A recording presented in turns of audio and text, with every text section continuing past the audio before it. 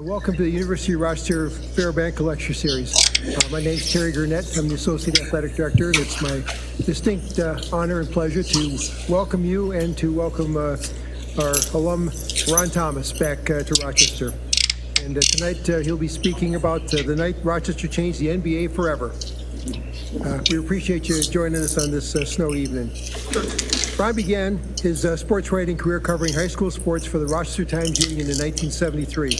For the next 34 years, he mainly covered professional basketball, football, and tennis at San Francisco Chronicle, several other Bay area papers, and USA Today, where he was the first NBA reporter for them. His book, They Cleared the Lane, the NBA's Black Pioneers, was the first one written about the integration of the NBA in 1950, after black players had been secretly banned from the league for 4 years. As he did research, Thomas discovered that on Halloween night in 1950, Earl Lloyd became the NBA's first black player when he stepped on the court for the Rochester Royals. Since 2007, Thomas has headed the Morehouse College journalism program, and he is now the chair of its journalism and sports, culture, and social justice department. More than 100 former journalism students and members of the Maroon Tiger student-run news organization work in the media or the sports industry. The co-founder of the journalism program, filmmaker Spike Lee, trails only Reverend Martin Luther King Jr. as the most famous Morehouse graduate from the historically black institution. Among Ron's many awards are the Morehouse College Professor of the Year, National Association of Black Journalists Legacy Award, Excellence in Sports Journalism Lifetime Achievement Award, Northeastern University Center for the Study of Sports and School Journalism, and the National Association of Black Journalists Award for Best Sports Column. Ron has a BA in political science from the University of Rochester, where he was the second president of the Black Student Union, statistician of the football team, and manager of the basketball team. One of his indelible memories occurred on March 8, 1969, when the University of Rochester lost to an Army team led by Bobby Knight and team captain Mike Krzyzewski, along with who became known as Duke's Coach K. I was there too. Not playing. Ron will give his remarks and then open up to Q&A. Thank you again for joining us. We hope you enjoy the presentation. And ladies and gentlemen, Ron Thomas.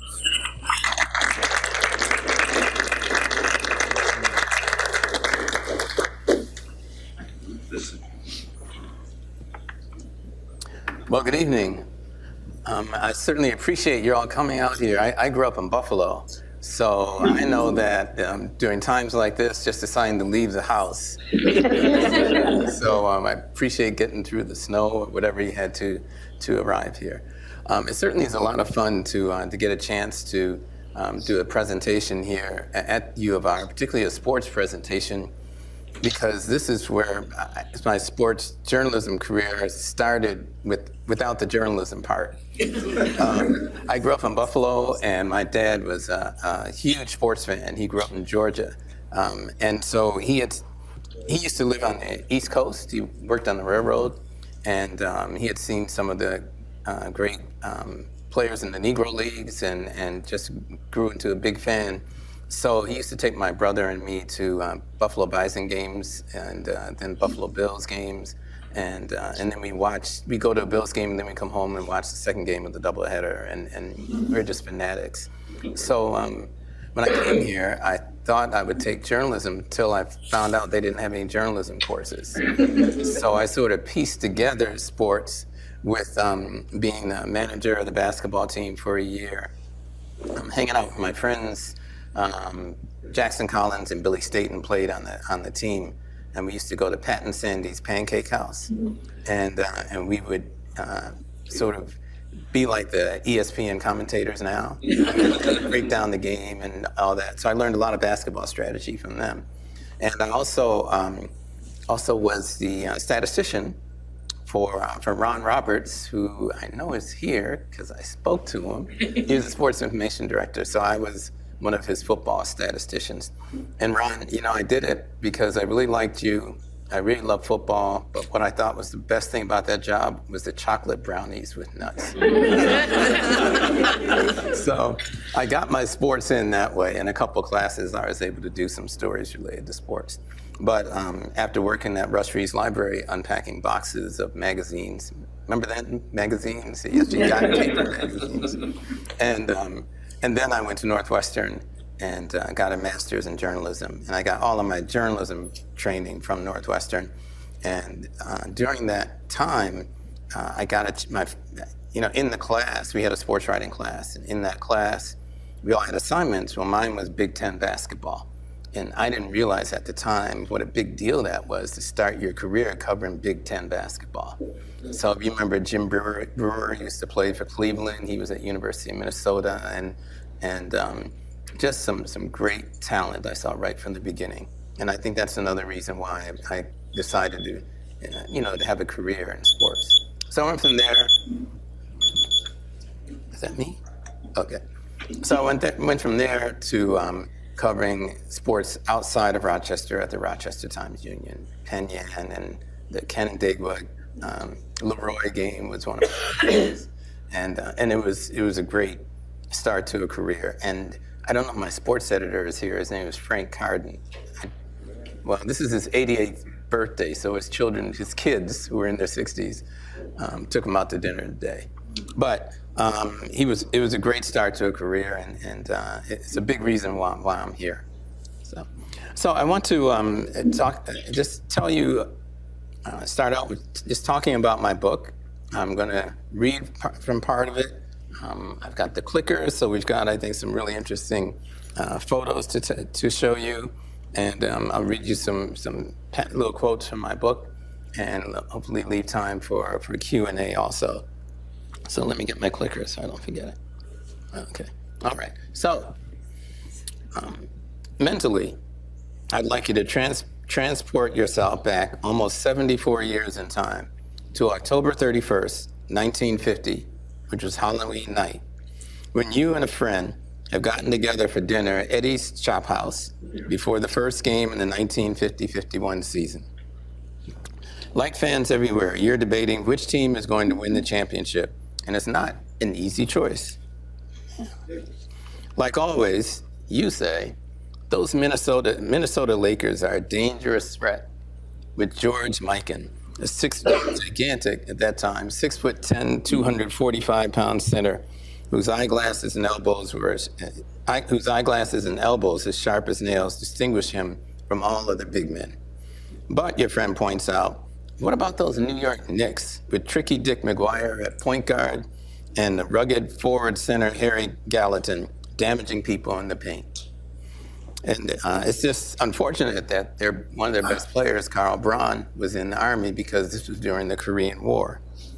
And then have you heard about Philadelphia's rookie guard, Paul Arizin, who keeps taking that gimmick called a jump shot? Why doesn't he shoot a two-hand set shot like most of the players in the league? That jump shot is so rare, who's going to stop him? I know you're right about all that, you tell him, but I'm sticking with my Rochester Royals.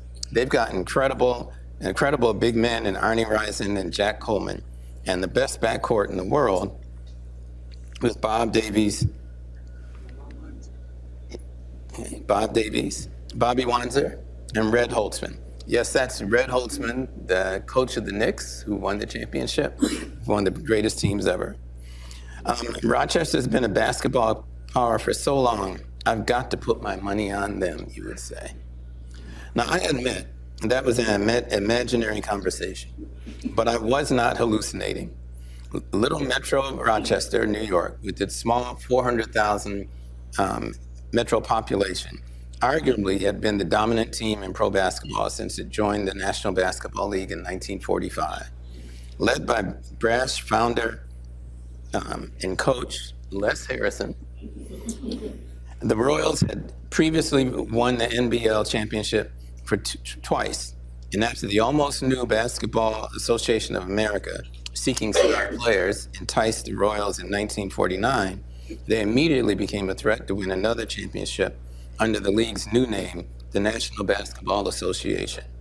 Fans had to wait only 1 year for that to happen, because the Royals actually were crowned 1950-51 champions after taking the Knicks in Game 7 of the NBA Finals. Despite the passing of another 73 years, that was the singular moment of the franchise, which moved from Rochester to Cincinnati in 1957, to Kansas City as the Kings in 1972, and finally to Sacramento in 1985.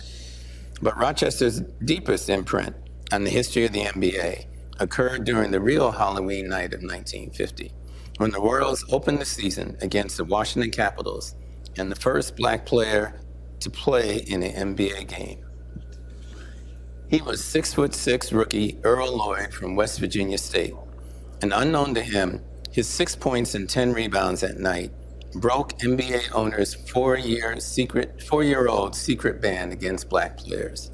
Today, it's impossible to imagine an NBA game in which all the players, coaches, general managers, and owners are as white as a snowstorm in upstate New York. But that was reality until 1950, because the owners were afraid of Harlem Globetrotters owner Abe Saperstein. I'm going to just pause and just get off track just for a minute, just to tell you some interesting things about writing a book. There's surprises, and you never know what's going to pop up. So my dad had gone to Howard University, and I knew he only stayed there like 2 years. I think he ran out of money. And then he went to some college somewhere in Virginia. I wasn't sure, I didn't know. So as I was researching this, I talked quite frequently to the librarian at West Virginia State. And I told her, I don't know, could you just, any way to find out if my dad went there? So I visited West Virginia State, and when I got there, the librarians had pulled out the yearbooks and found my dad's name. His name is Lawton Thomas. They found his name in the 1933 enrollment for West Virginia State. And my dad's a Kappa, and there's a picture of the Kappas, and I think I see him in that picture. So I had no idea that was going to happen. The other interesting I'll just tell you is West Virginia State is a very small is in a very small town called Industry. Yet it helped produce 4 or 7 black players in NBA history. So it's really amazing. So back to the early NBA. So the NBA today is a super rich phenomenon.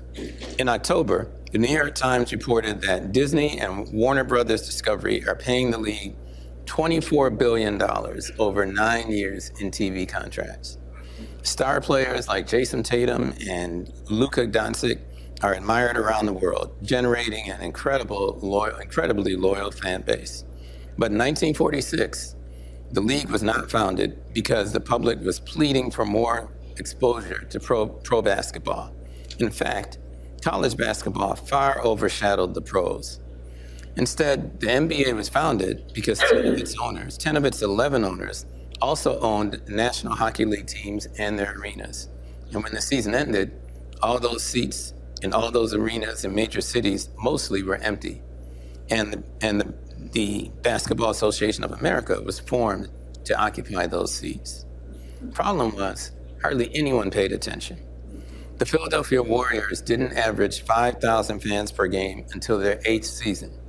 And the NBA signed its first TV contract with Dumont Television Network for the 1953-54 season. 13 games for a total of $39,000. And they had a salary cap. And each team at most could pay $55,000 for the entire roster. So the owners scheduled doubleheaders with the extremely popular Harlem Globetrotters, who definitely were the main attraction. The owners were afraid that if they started signing, the NBA owners were afraid that they started signing black players, Saperstein would stop scheduling games with them because they had tapped into his talent pool. That's why they secretly agreed to ban black players. It ended before the NBA draft in 1950 because New York Knicks owner Ned Irish wanted to sign Clifton, who was tired of traveling the world with the Globetrotters. A vote was taken about the ban in a 1949 meeting in the NBA offices in the Empire State Building, and the owners voted to keep the ban. About 6 months later, Irish brought it up again at another meeting of the Board of Governors. And here's how Pistons general manager Carl Bennett, who was on the Board of Governors, remembered that meeting. Ned Irish, I give him the credit for being the upfront person, Bennett told me. He got into the room and hammered with his fist on the table and said, either I get Sweetwater Clifton or we may not stay in the league. New York was the catalyst for the whole league. He was the big city. How serious Ned Irish was, I don't know, but he was persuasive. So this time, the owners voted again, and Irish won the vote 6-5. So because of that, they allowed some black players to be signed and some black players to be drafted. And on April 25th, 1950, in a closed-door meeting of power brokers, the draft was held in a Chicago hotel. Celtics owners started the second round by announcing, Boston takes Charles Cooper of Duquesne. And Boston sports writer George Sullivan wrote there was a long silence, and then this exchange occurred. Walter, don't you know he's a colored boy? A stunned owner asked him. And Walter Brown's reply was that, I don't care if he's polka dot or plaid. Boston takes Charles Cooper of Duquesne. And then in the ninth round, Washington drafted Earl Lloyd from West Virginia State. And on May 3rd, New York signed Sweetwater Clifton by paying Saperstein $12,500 for his rights. And later in 1950, in mid-season, Hank Dezzoni, who had played with the Globetrotters and New York Rens, as many of the early black players had, signed with them because so many of their players were going into the Army because of the Korean War. So let me stop and tell you a little bit about each of them. So we'll start with Earl Lloyd. Okay. Earl is from Alexandria, Virginia, and his father was a blue-collar worker. His mother, I think, was a stay-at-home mom. Her name was Daisy Lloyd. He had great respect for her. She was like the glue to the whole family. And he had gone to West Virginia State to play for a particular coach, his high school coach's coach. But the idea of the NBA just never occurred to him. And so actually it was so fantastical, and to him, the idea of basketball. And partly because, it got no publicity. So the way he found out he got drafted was after the draft, he was like sitting in the cafeteria or something, and some friend of his came and said, you got drafted by the Capitals. He didn't know what she was talking about. Didn't know that was the day of the draft, had no idea, right? So you come from that to playing as a starter in his first NBA game in Rochester. So the loss to the Rochester Royals in Rochester, New York, was uneventful. And as a result, Lloyd has almost no memory of it. But the significance to him of stepping onto the court that night cannot be overestimated.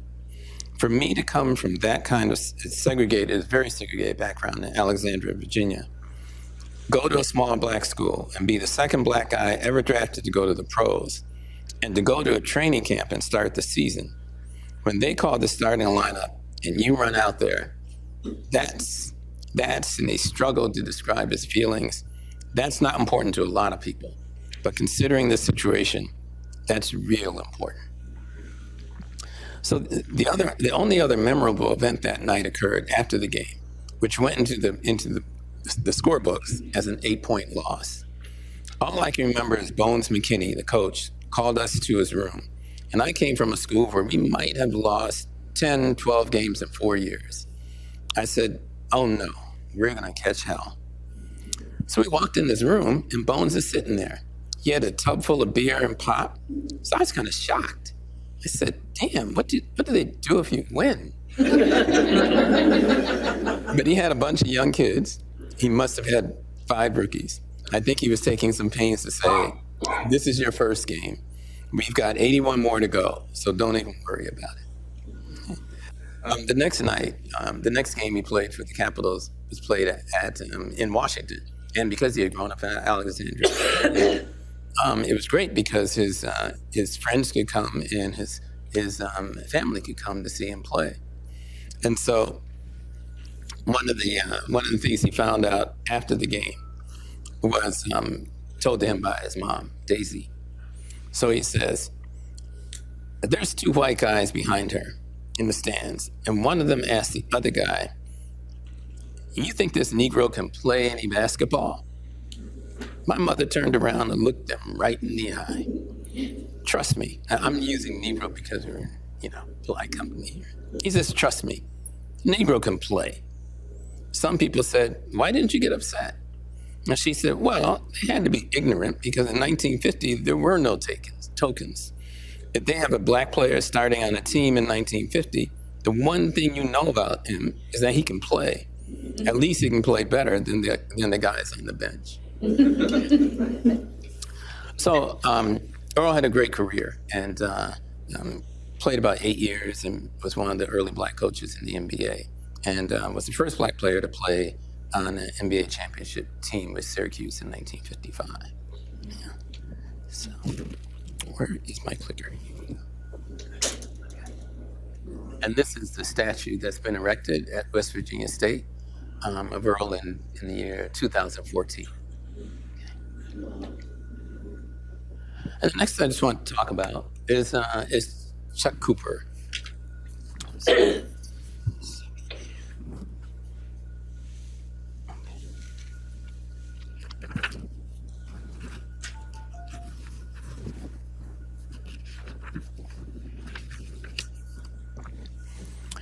So Cooper was, a very quiet guy and not somebody who would brag about, his achievements.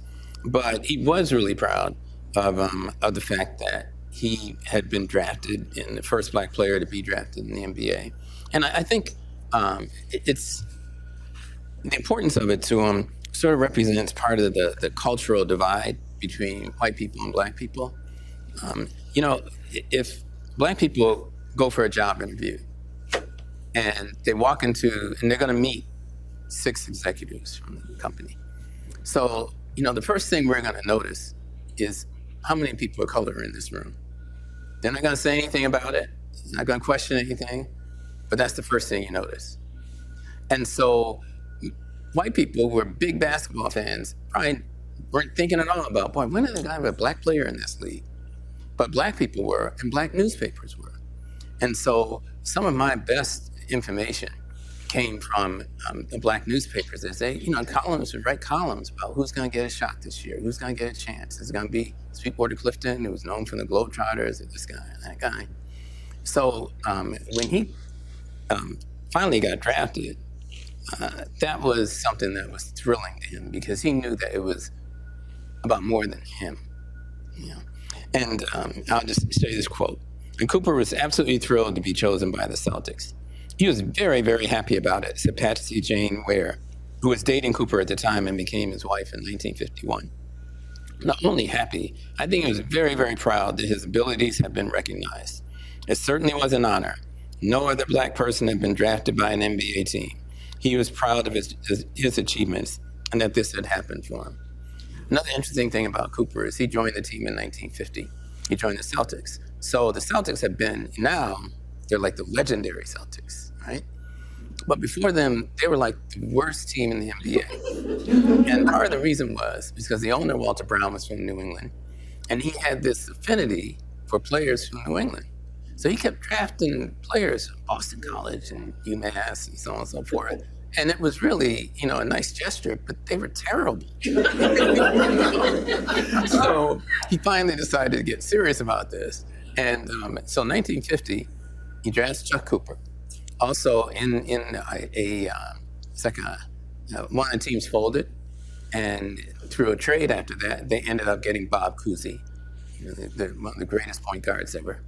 They also were able to acquire Ed McCauley, who was in the Hall of Fame, and famously was one of the players who was traded to St. Louis Hawks for the rights to Bill Russell.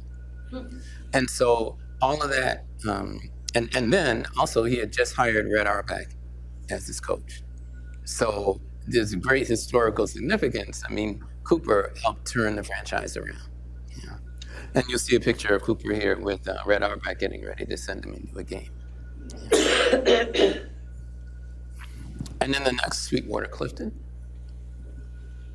So Sweetwater was the center with the Globetrotters, and he was really well known. He's 6'8", probably weighed about 220 or something like that. But he was an excellent ball handler, and so he was a very fancy passer. He fit right in with the Globetrotter style, and the Knicks needed a center. They had a really good team, but they were weak in the middle, so they signed Sweetwater as their center, and he was a little frustrated at times because he wasn't able to use his Globetrotter moves, but he was very talented and had talents players didn't know about. There weren't a lot of clashes between white players and black players based on race. But one game, a white player called him the N-word. He called him a nigger. That's what he called him. And so Sweetwater couldn't let that go. And so they got into a fight, and Sweetwater knocked him cold, basically, just knocked him flat. And they said that, you know how in these fights, everyone runs on the court? And when he knocked that guy down, they say you could hear the sneakers squeak like there were brakes on a car. Because no one was going to mess with him after that. So he was a mild-mannered guy. And afterwards, his coach was saying, you got to be more aggressive. I didn't know you had that in you. And he said, well, as a kid growing up in Chicago, I used to beat up this guy named Bobby Satterfield all the time. Well, Bobby Satterfield turned out to be one of the great boxers of the 19th. They just didn't know. And the last guy is Hank Dezzoni. And Hank Dezzoni had played for the Globetrotters and the New York Rens, which is the other great black team of the era. And he signed with Tri-Cities Blackhawks and played only 5 games. And here you see the racism that players just had to deal with. The team stayed at one hotel, even at home. He couldn't stay there, so they sent him. They got a room for him in a house with an older black woman who used to spit her tobacco into some type of container or something, and it was just miserable.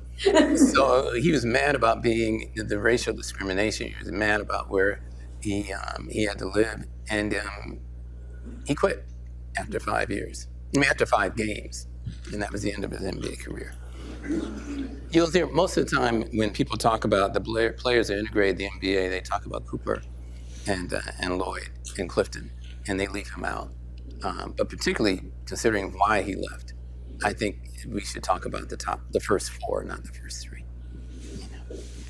So, and then, so one of the very interesting things about all this is that Les Harrison, who was again the founder of the Royals, really set the stage for these players to come into the NBA. And he did that because in 1946, he signed Dolly King, who was formerly a star for Long Island University. And he also signed Pop Gates. And this is a picture of Pop Gates, who was a great player with the Trotters and the Wrens.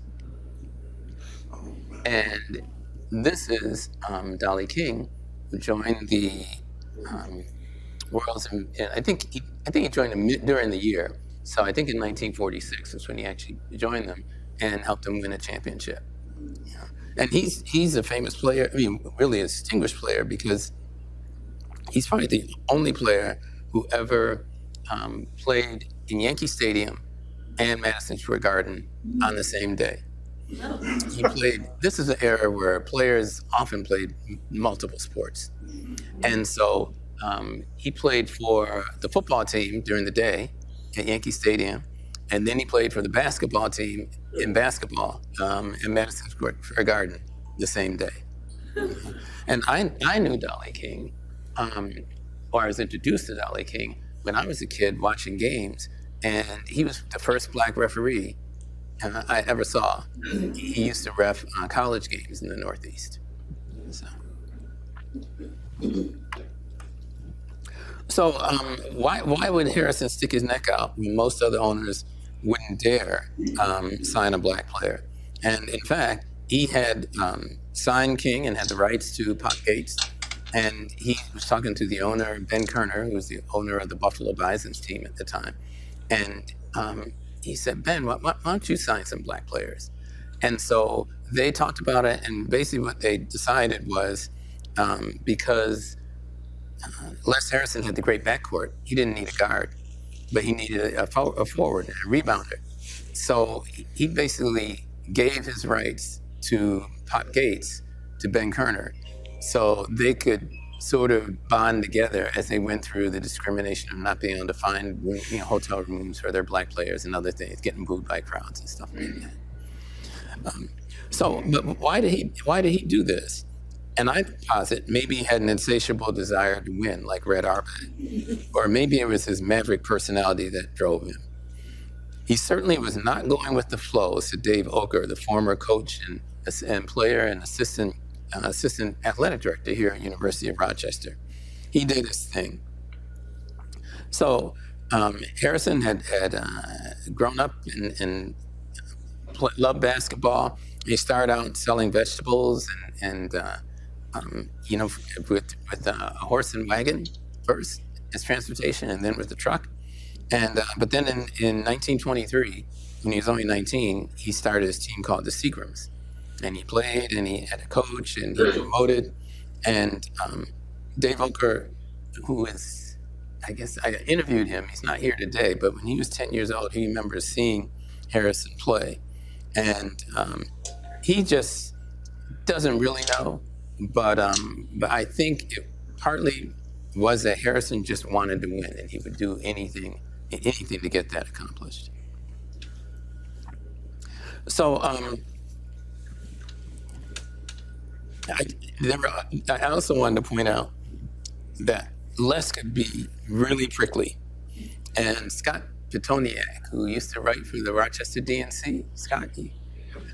So Scott did a story in 1996 about the NBA picking its top 50 players in history, and none of them were Rochester Royals. And Les Harrison was really mad about that.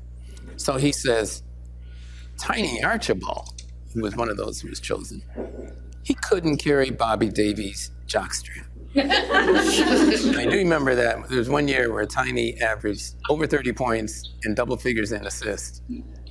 So he could play a little bit. Then he says, Bill Walton, I thought this was supposed to be about the best pro players, not the best college players. I didn't realize UCLA was in the NBA. So that was one of the reasons that he did have problems here. He didn't draw very well, and he blamed the Rochester papers. And Dave was saying part of the problem was that he'd get in a tiff, and he'd get upset with them because they didn't give him enough publicity, and he sort of acted like Rodney Dangerfield, I can't get no respect. And so because of that, the papers, they could give you a break if they wanted to. So he probably didn't get as much publicity as he was worthy of. But it was partly because of the way he was. On the other hand, he could be very generous. If he liked you, he would really back you. And Gates said that he really liked playing for him when Gates used to play for the Globetrotters and the Wrens, because Les would actually pay him and Dolly King before the game. They were promised a certain amount, and he'd pay it. A lot of promoters wouldn't do that. They would wait and see how many people came, figure out how much money they made, and then they'd figure how much cut to give the players. So it was, he really was a very, very interesting character, and kept the team here until 1957 when he sold it to Cincinnati. And Dave Oker said he was actually hoping that he could hold on in the NBA until he could draft Oscar Robertson, the great, the Big O, who was playing at University of Cincinnati. And they had a thing called the territorial draft at the time, so you could draft your first round pick could be a player from your area. But he didn't have enough money, and he wasn't able to hold out that long. But he was able. But even in the NBA, he was a trailblazer in terms of signing black players. And he didn't sign one until 1955, but he signed 3 all at once. There was Ed Fleming, Dick Ricketts, and Maurice Stokes. And in doing that, he had the highest number of black players in the league. And that was because there was a quota system in the NBA, which, like the ban of the past, was unspoken. But teams were afraid that having black players would turn off the fans, and they're almost all white fans. So some teams would have a quota of 1. Some teams didn't want to have 1 because if they went on the road, the minute black guy had to room with a white guy. So they would sign 2, so they could room with each other. And but Les went ahead and signed 3. And then the next year, he signed a 4th, Cy Hugo Green, and he was the first, therefore, to have 4 black players in an NBA team. So he, and one of the most interesting stories is the story of, this is Les, by the way, as a player. Les was Lionel Brown, University of Rochester coach. And this is the great Maurice Stokes. In my story, I have a chapter called the First Black Superstars. And one of them was Stokes. And I say that, and actually I'm talking about the first superstars in the league. And I think he was the first superstar after George Mikan. And because he was a Magic Johnson type player way back in 1953. He could rebound, he could pass, he averaged 16 points, 16 rebounds, and 5 assists in his first 3 years. But he's also one of the saddest tragedies in NBA history. Around the second last or last game of the regular season in '56, he went up for a rebound and he got flipped accidentally, but he landed on his head, his neck, and so then he played one more game, and he didn't play very well.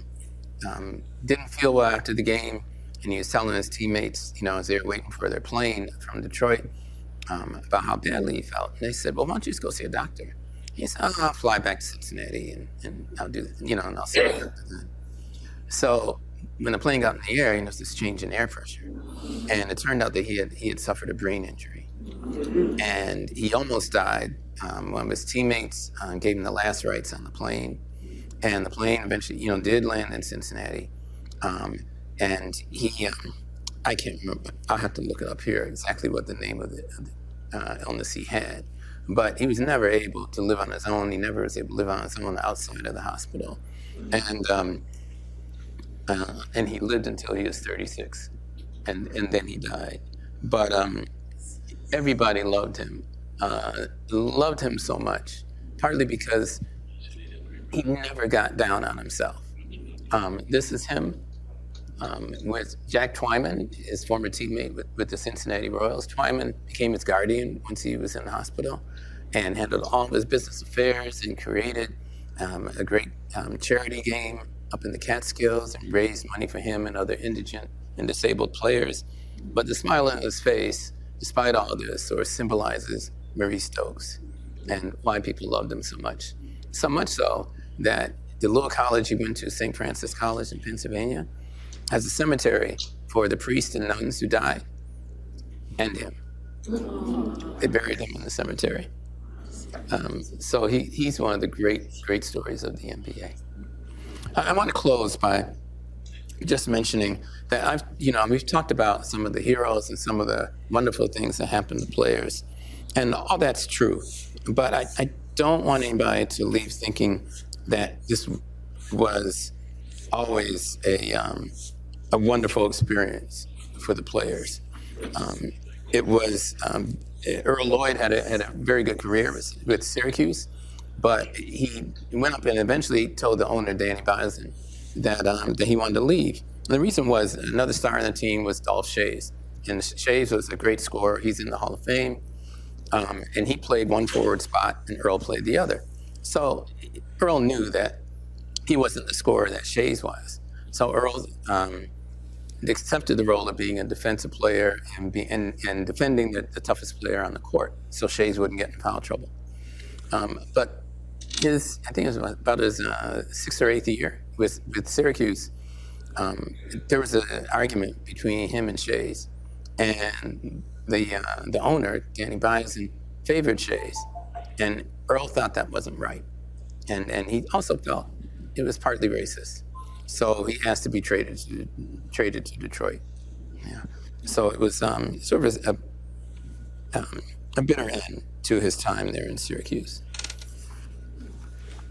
And Sweetwater, he went his own way a lot. So he didn't have a lot of arguments, troubles. He was sort of stressed. Stress didn't get to him. He didn't feel stress a lot. But he made adjustments. So, for instance, he didn't ask the owner to try to find a hotel, an integrated hotel that would accept Black people in it. He just said, hey, I travel with the Wrens, with the Globetrotters. I've always stayed at Black hotels. I know a lot of people. I'll just stay with them. You don't have to worry about me at all.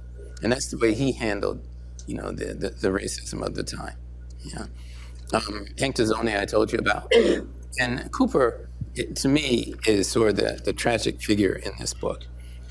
He played 6 years. He was, with the Celtics for those first 3 years, I believe it was. Respectable starter or sixth man. And you would think that, he would have sort of loved his career. But I found an article, and I was lucky to do it because he had died by the time I started researching this. And he talked about his frustration. And it was because the league wanted a Black player to be the star. So he thought that he didn't get to shoot enough.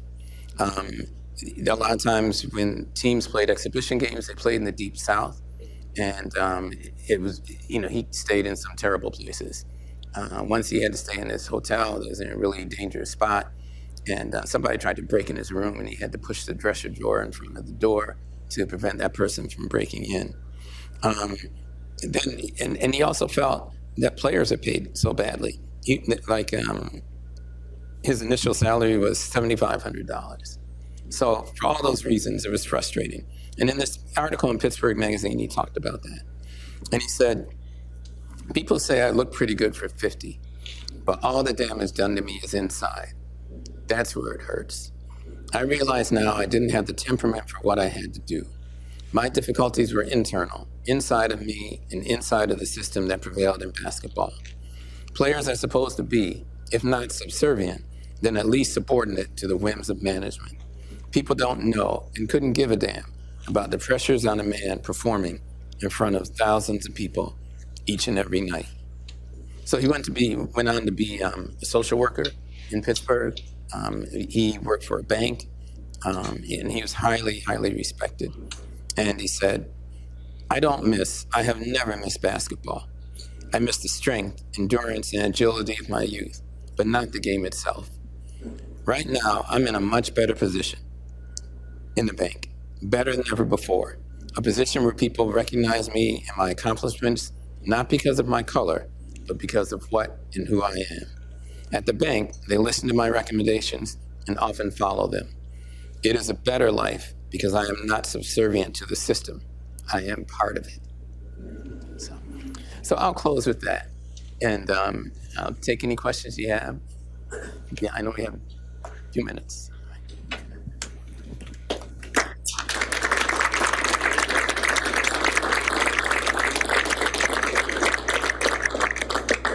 So any questions? No, start here, and then I'll go there. Thank you, first of all. This is fascinating. This period of the NBA reminds me of the period of Major League Baseball during integration. The reaction, the way it's talked about today is different. So I wanted to ask you, Major League Baseball does it's a PR job, but they do they do a lot of work with this period of baseball history. How well does the NBA talk about this period of time in terms of its overall history? Many of these players I'm not familiar with. And I think that speaks volumes. I do follow the NBA to some degree. but they don't seem to do the kind of work that promotes or highlights these players. What are your thoughts on the NBA's role? Well, I think the NBA's focus really has been on Lloyd and Cooper and Clifton.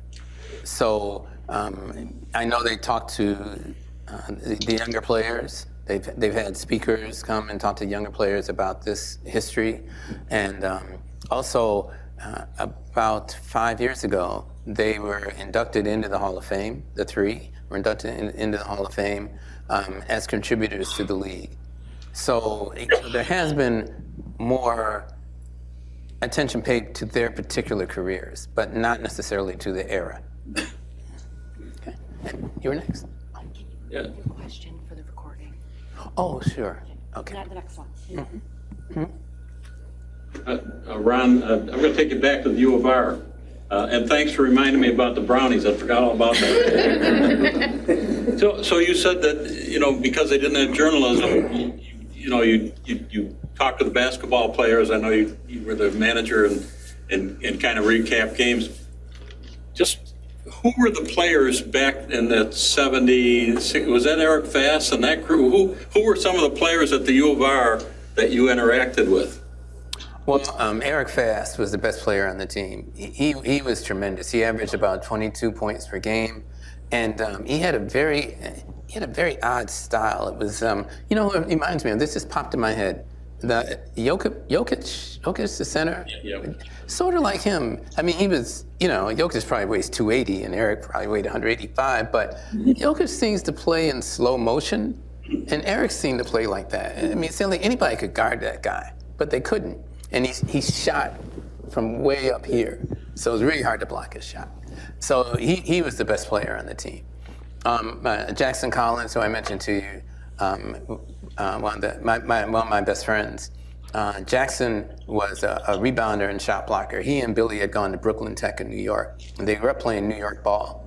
And Jackson in particular loved that aggressive style of play.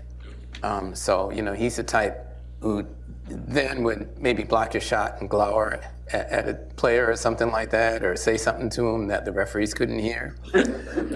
So he was a star player for him. Yeah. Thank you. Okay, thank you. Anyone else? Yeah, I'm behind on my sports movies, and there seemed to be one to kind of piggyback on what the gentleman over there said about. Was it Sweetwater that a couple of years ago, a movie about him? Does that ring a bell? It rings a bell after one day. Because I was working on this yesterday, and I came across the movie, and I didn't have time to watch it. So, but it was it's like a docudrama, I guess. They have it, it's like current people playing Sweetwater Clifton as opposed to a documentary. So I really don't know. All I got was that he didn't get, I guess, how these drafts go and who walks on the court first, that he didn't get credit for being the first black player on the court. I don't know. I'll have to look in the DVD page. I'm glad you brought that up because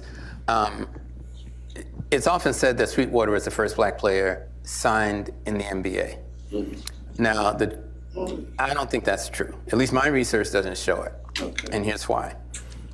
He is the reason black players were signed in the NBA because the Ned Irish, the owner, wanted to get a center and wanted to sign him. And that opened the gates for everybody else. But the NBA draft was April 25th. Before the draft, Earl Lloyd and a guy named Harold Hunter, who was another star player, he played at, I think, North Carolina Central. They got a tryout with the Washington Capitals. And Harold's story was that after the tryout, they signed him to a contract, which was illegal because he hadn't been drafted yet. But they signed him to a contract. And he feels that he was the first black player to sign a contract. And unfortunately, he didn't make the team. So, it's questionable in that sense. But there is a photo in here somewhere of Harold with his contract. So there was one. And then Earl can't remember if he signed a contract then. He can't remember when he signed his contract. If I do a second edition of this book, and I hope to someday, then I'm going to really try to find that and try to answer that question. Because if Harold signed on April 25th or thereabouts, then he preceded Clifton signing with the New York Knicks by about 8 days. Clifton didn't sign until May 3rd. And that I can prove because I found Ned Irish was on vacation out of the country. And so he had his the business manager actually negotiate and buy the rights to Sweetwater Clifton. And in the book, there's the actual telegram that he sent to Irish saying, we purchased his rights for $12,500 today. So there's proof that it wasn't until May 3rd, I think it was, that Clifton was signed. But New York being New York, they want to claim he's the first. So New York papers, they're notorious. They write that all the time, but I don't think it's true. Yeah. So I want to mention one other thing. Les Harrison used to brag that he signed the first black professional players, and that's totally wrong. There were about 70 black players who played in various little leagues around the country before 1950. And in fact, the first black professional player, his name is Bucky Lou. And Bucky Lou is right here. He's from Lowell, Massachusetts. And he's about 18 years old. And they put him on the team just to placate him, and his friends, I guess. But they never were going to play him. And so he was at a game. He wasn't supposed to play. But they were short a couple people, and then one of the starters got hurt. And so the coach still wasn't going to play him. So they were playing 5 against 4. And their fans got so mad, they were screaming at him to put Bucky in the game. So he finally put Bucky in the game, and that's how Bucky became the first black pro player, because he got $5 for the game. And then he went on to play into his 40s in these various leagues around the Northeast. So, anybody else?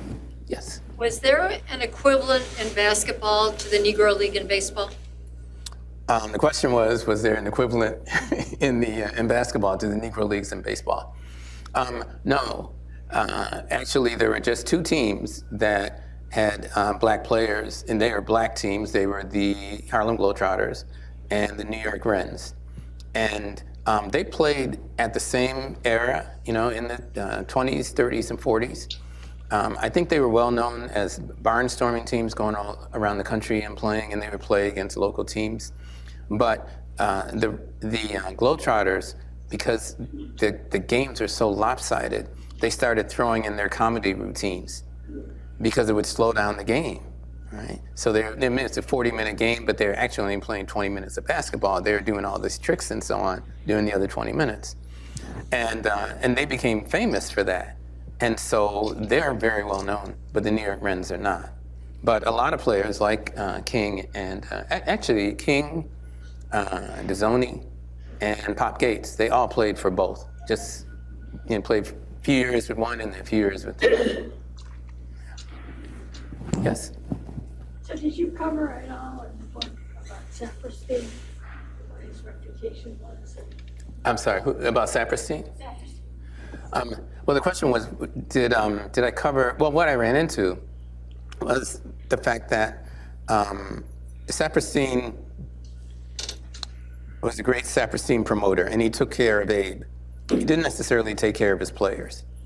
So they would have to stay in a black hotel. Now, remember, it's where all black people stayed. So there were excellent black hotels. It doesn't mean they were in a bad place to stay. It simply means but he wasn't staying there. He stayed in the White Hotel. He also was quite cheap, so the players weren't paid very well. And Cooper and Lloyd had a little couple days where they tried out with the Globetrotters, but they decided they didn't want to play for him. And Cooper, because of all these things he saw, and Lloyd's coach knew that he might get drafted. So he said, "Now, Earl, go do the tryout, have a good time, but don't sign anything." And so that's what happened. And so he was available to be drafted.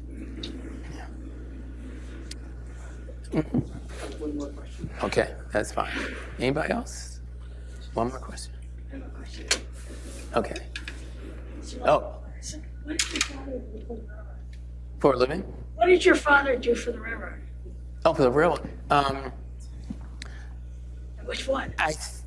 That's a very good question. That's some other research I have to do.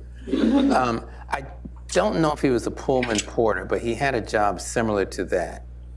And I think he was in Philly for a while. He may have worked on the thing where they turn around the trains. And I forgot, what's it called? A roundabout? Roundabout? Roundhouses? Yeah. Roundhouses. Roundhouses. And he did that. And he also, then he ended up going to Buffalo, and that's where he met my mom. So but he also worked a train that went all the way to Alberta, Canada. So that's what he did on the railroad. And he ended up working in the working as an assembly line worker for Chevrolet. So all the time I was growing up, he had that job, and he always drove a Chrysler. So, well, I tell you, I really appreciate, like I said, you're coming out tonight. I want to give a special appreciation to my friends from Rochester here, who were part of the group of black students when I was a student at Rochester. And Crystal Simpson is one. You want to raise your hand, Crystal? Tillman now. Tillman? Okay. And Diana Lucas. So we all used to hang out and go to BSU meetings and go to parties and which meant with ourselves, basically. But they're a great group of people, and I'm really glad to get a chance to see them and have them come to this event. So thank you all very, very much.